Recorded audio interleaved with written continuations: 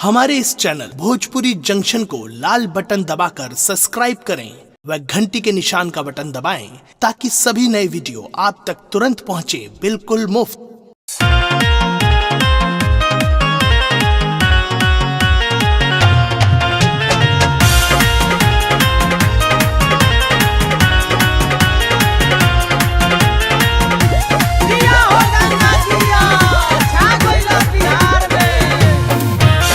रतिया में लहंगा बोलावे पिया पिया हो, रतिया में लहंगा बोलावे पिया पिया हो, धड़ के छतिया हो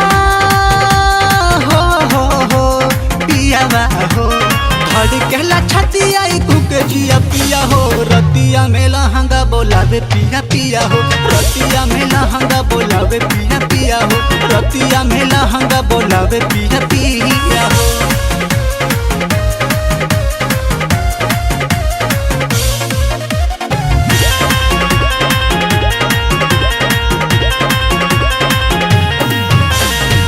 बरदास नहीं चढ़ली जवानी, जल्दी से धके घरे आई राजधानी।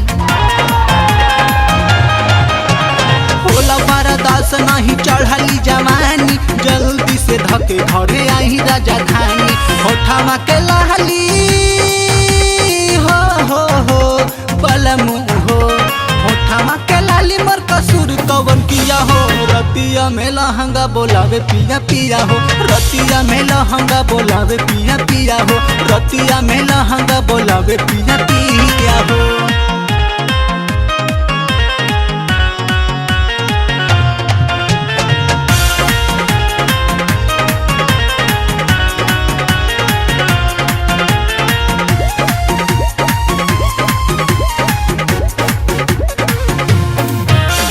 बसी गईला पिया तू तो जाके देहरादून में, सोची सोची आग लगाता रे हमरा खून में। बसी गईला पिया तू तो जाके देहरादून में, सोची सोची आग लगाता रे हमरा खून में।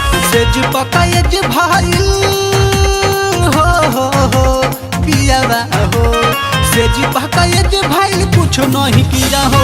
रतिया में लहंगा बोलावे पिया पिया हो, रतिया में लहंगा बोलावे पिया पिया हो, रतिया में लहंगा बोलावे पिया पिया हो।